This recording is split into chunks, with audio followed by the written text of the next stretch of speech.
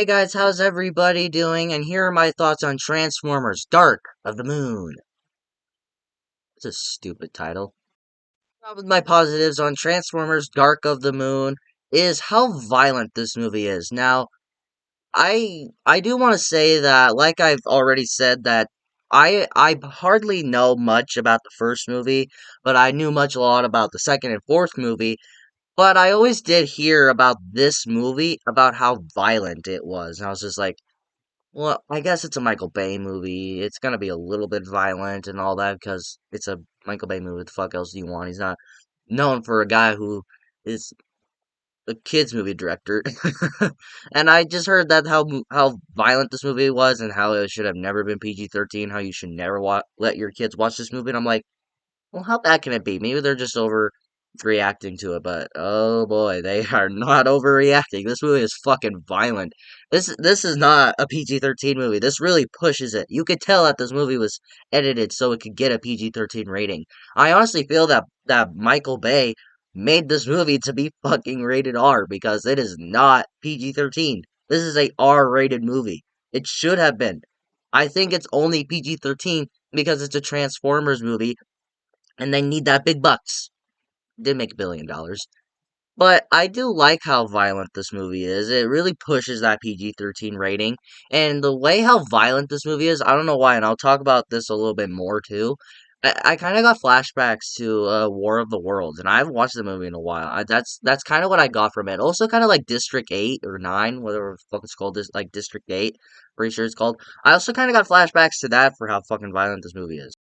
I get this name horribly wrong, and I think Kim Jeong. I don't know how to pronounce his name. Kim Jeong or something like that. He's a talented actor, and I like seeing him in this. He has a short role. He doesn't play much, and he's also kind of like a comedy relief and comic relief in this movie for a little bit. I think he's a good actor. I've seen him in a few projects I think he's pretty good in. Mainly Community, one of the best TV shows ever made. Still haven't finished it. Anyways, I like seeing him in here where he's kind of working with the villain Autobots, kind of like Megatron's army and all that. And then he, like where Shia LaBeouf's character Sam works in this movie, he corners him in a elevator and he's telling him like all the secrets about all of the Megatrons and all that. And he's just talking to him and he's like kind of revealing their plan and all that. Then there's a scene where he's in the office where like his office, and then the guy, like one of those people that kind of works for Megatron that's kind of been like telling him what to do, he shows up and it kind of does like that cliche thing with villains. He's like, no, I don't even know him. I didn't tell him anything, but the guy doesn't believe him. He knows he told him something, and then he kills him and all that. He has a short role in this movie for someone who I think he's a very good actor and he's a very funny actor too. I think he's pretty good in the short role that he has, and I also just think it was just nice to see him. Found it interesting how in this movie I'm not a big Transformers fan. I do want to throw that out there, so maybe this didn't come as a surprise to anyone, or maybe if you are a big Transformers fan, you're gonna yell at me for this. But I did like seeing the original Autobot ruler where like how up you think that Optimus Prime would be, who like someone who doesn't know much about the Transformers universe and who only knows from these Michael Bay movies.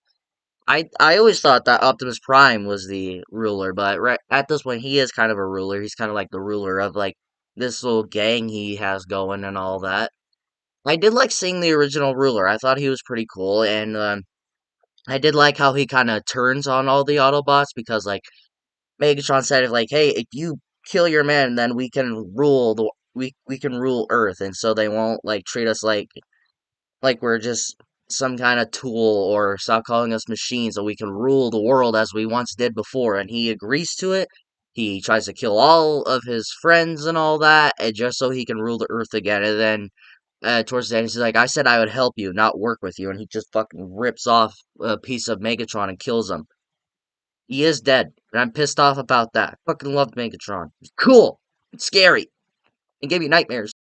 Always found it interesting how we got to finally see the ruler and how but now that when you think about it, when you go back and watch the other two movies, they kind of hint at that, like when they talk about their original like world and where they lived before all this like chaos ensued about the cube and all that. They do kind of foreshadow that a little bit here, but I am glad that they finally brought it over here because Sure, he is a dick, and I don't really think his character design is all that great, but it is cool to see.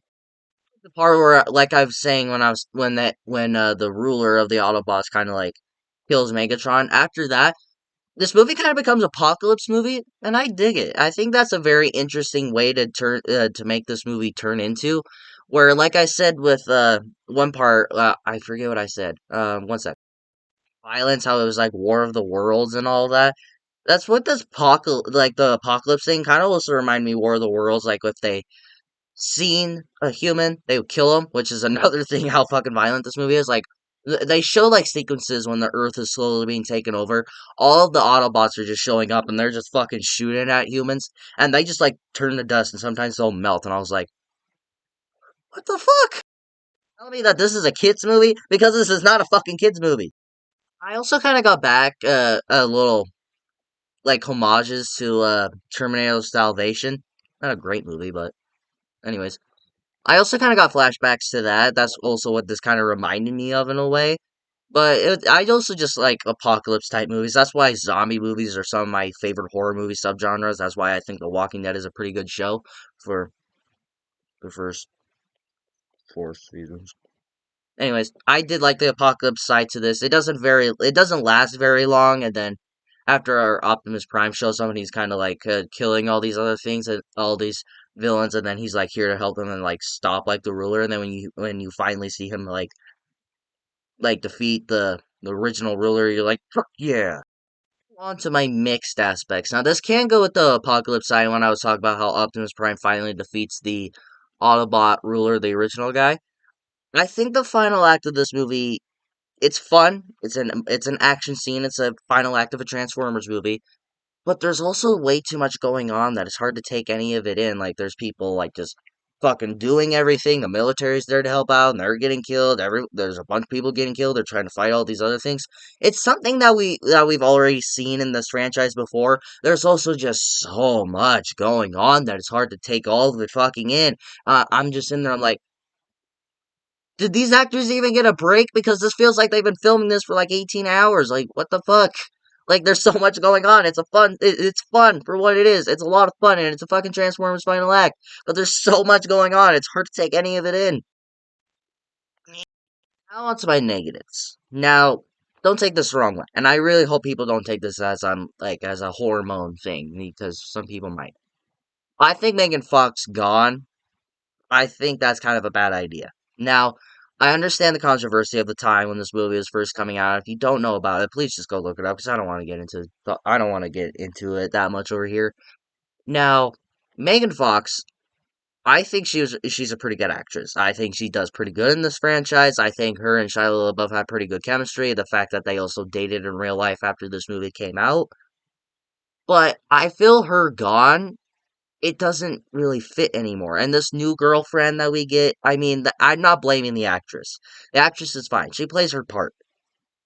But I don't think that character is interesting. I prefer Megan Fox's character. Now, I'm saying that because she's a very good actress, and I think her and Shia LaBeouf have good chemistry. But the movie doesn't even feel the same if it doesn't have her in it, and it doesn't even try to explain why her character is gone. In this movie, the new girlfriend is not named the same character. It's not like a recast or anything. It's just a brand new character, and they don't even try to explain what happened to Megan Fox's character. They don't say if they broke up. They don't say that if she moved away. They don't say that if she died. They don't say anything. They don't say one word of what happened to her. I could be mistaken. I could go back and just watch it and see maybe I missed something there. But no, they don't say anything about Megan Fox's character being gone. That's not explored, and I feel if you can't get Megan Fox to come back, then just only have Shia LaBeouf. Yeah, sure, we could live without this franchise without Megan Fox. I don't think she's one of the hearts or souls of this franchise. I think she's a highlight of the franchise. But if you can't get her back, then don't make a new girlfriend. Just fucking get Shia LaBeouf to come back, and that's all you really need to do. Speaking of Sam, he is so fucking unlikable in this movie. For this movie being the final movie with Sam that we get, because Shia LaBeouf felt that this was the final movie that we could get Sam. He's so unlikable in this movie, dude.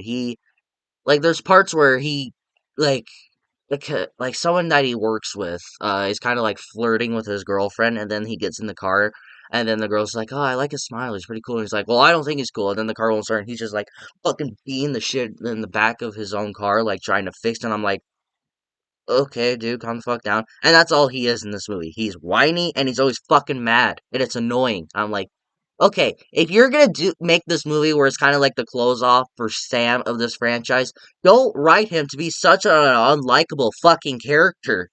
It's it's not. He's not a likable character. If you're gonna write this movie, and where Shia LaBeouf even said that he felt that this should be the final one with Sam and the creators of this franchise, like, okay, yeah, we'll allow that. Why write him so fucking unlikable? And all that, guys, I think this movie's okay. It's a fun movie. It's a Transformers movie. What else do you want? I think Transformers Dark of the Moon, it's a fun movie. It's interesting. I like the whole apocalypse thing. I like seeing the original ruler of the Autobots here. But I think this movie is just okay. I don't recommend it to everybody. I don't recommend it to all Transformers fans. But this is a movie where I do think that you should just go ahead and stream it. You guys think of Transformers Dark of the Moon? Do you like this movie? Do you not like this movie? Do you think that this is one of the best ones of the franchise? Let me know in the comments below and we will talk about it. And if you like this video, like it. If you loved it, subscribe and hit the bell notification so you will get notified for my latest videos. But until my next video, take care.